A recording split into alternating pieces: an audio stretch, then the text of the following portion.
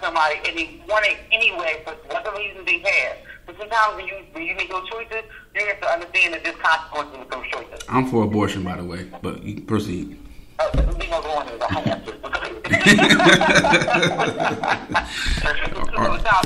Right, Armand, we already had this conversation. Listen, pro, whatever. But you already know, pro, right? Yeah. Okay, that's nice. That's a little topic. I want to get on that one. Right. We'll skip on down the line. So, our next topic is discipline with children. Also, right now in our current society, our current state.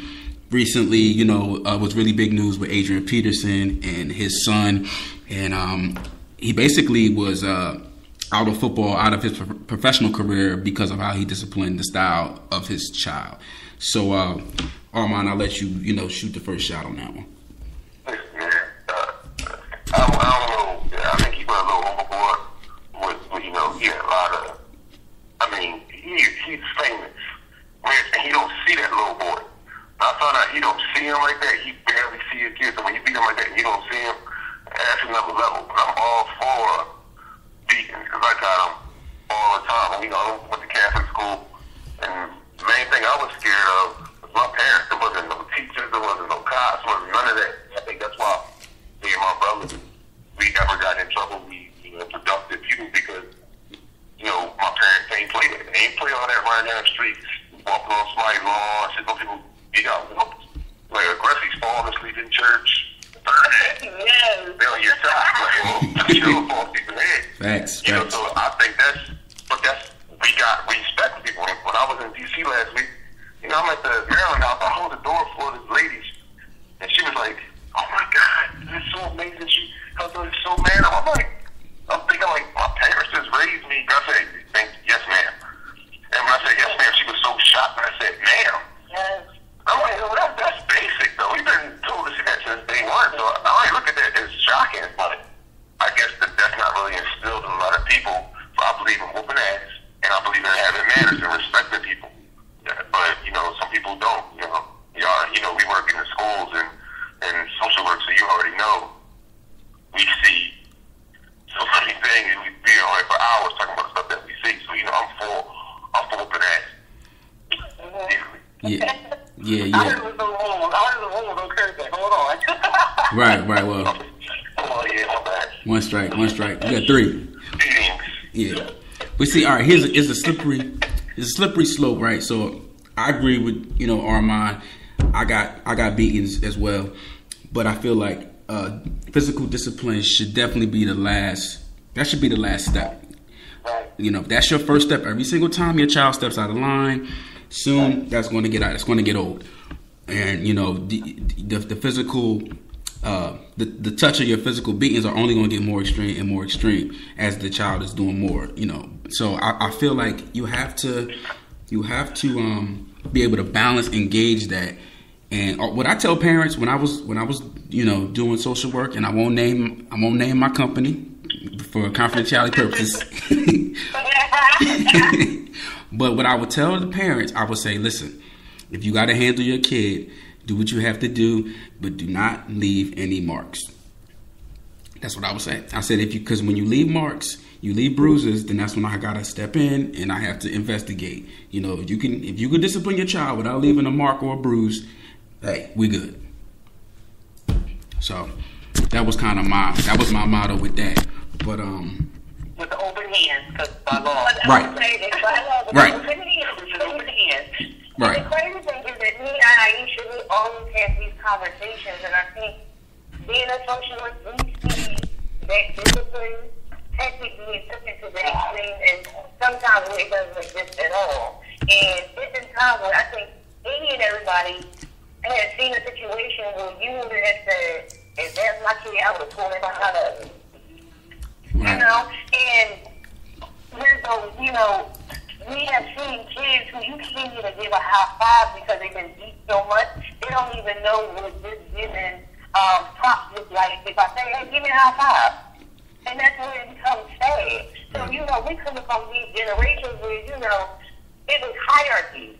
And, just like you said, I was afraid of my parents. I was afraid of what could somebody go back and told my parents about. But whether it's leniency or just, you know, I don't know where you know, the dysfunction with discipline has fallen off. But I'm gonna tell you one thing: don't just beat your kid and not have to talk about afterwards. Because what you're doing is you're allowing your child to perceive you in a different light.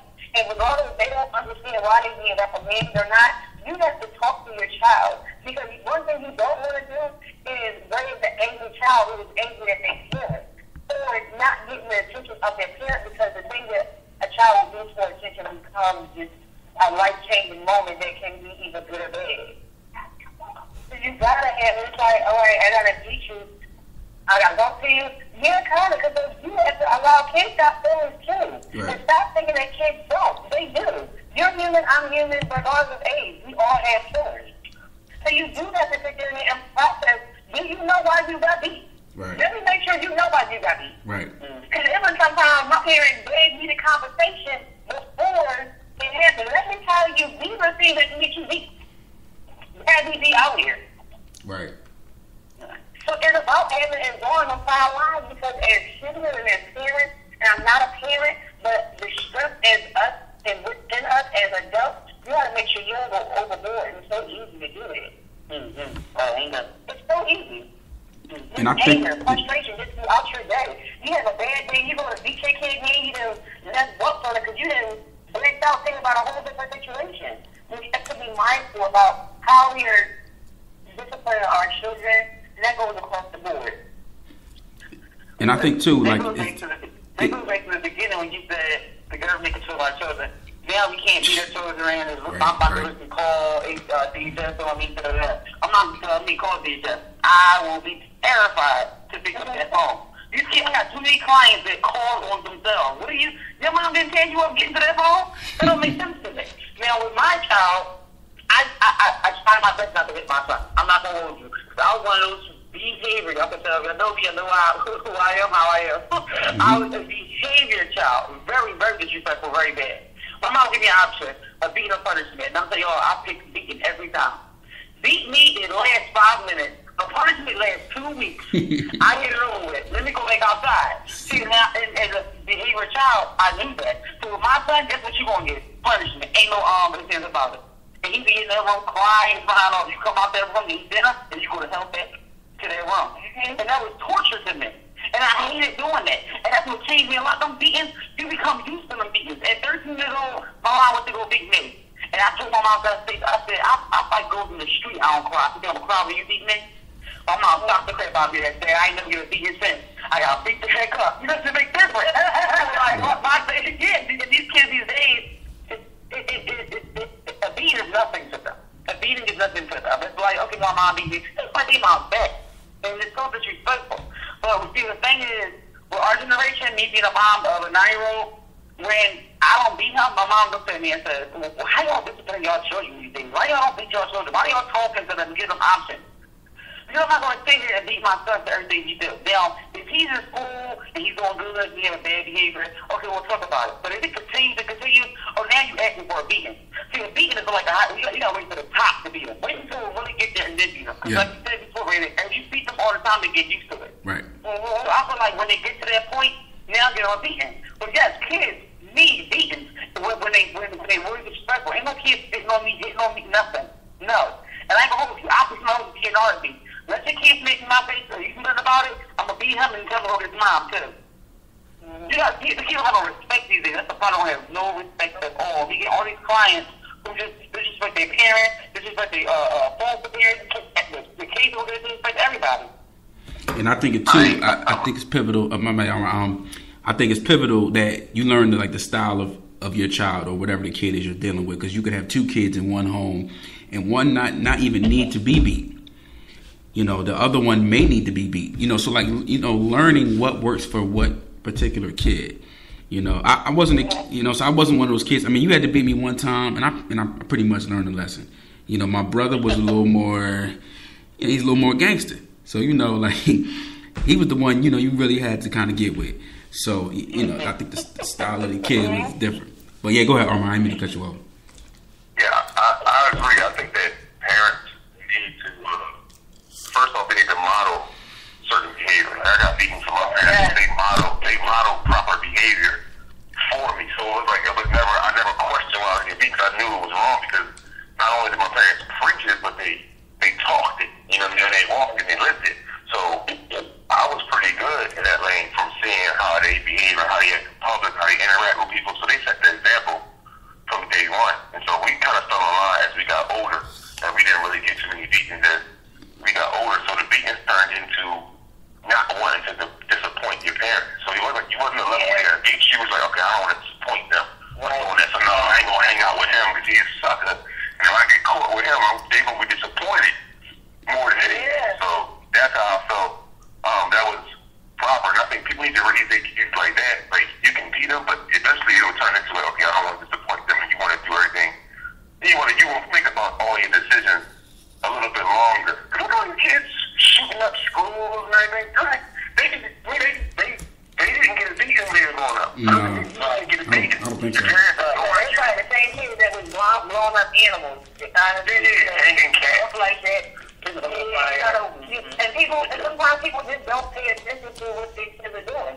Like, I always had this idea of, not saying that, fear with your parents is, it just stunts your growth, but fear eventually turns into respect. Now I'm at the age, I'm 28 years old. The relationship that me and my parents have now stems from the way I was raised. I was the only girl of 5 boys. Only thing my dad had to do was just yell at me. And I was like, yes, sir, right here, please don't yell. But I just went to going to make me just cry. So it was all about, and I seen how my brothers were disciplined.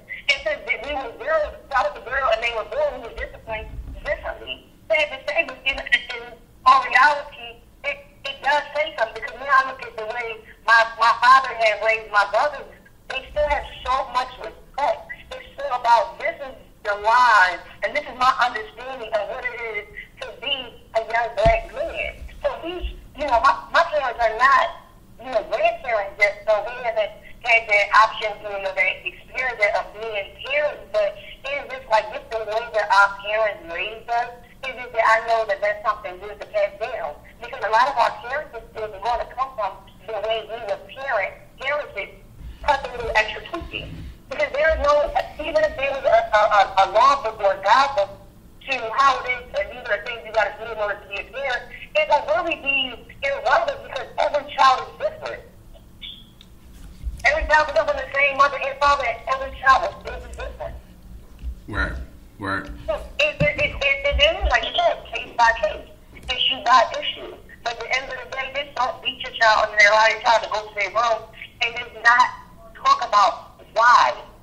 Mm-hmm. Then you can explain why you just beat my mind, and why I'm still a little sad, and my blood is probably red, and that part of my skin is still fighting, it's like slightly torn. But at the end of the day, at least I know why, and it wasn't just person, you just did this to do it. There's so many kids in the system right now that suffer from child abuse, and it's just like, where is that fine line? Because it's a very thin line. There was a prime example. I was like, when you were talking, I looked at my phone. Somebody sent me something on my phone, and it said 15-year-old charged with 15 different armed robberies. And that's a classic case of he never got a whooping, or he never experienced the James Evans experience of a day.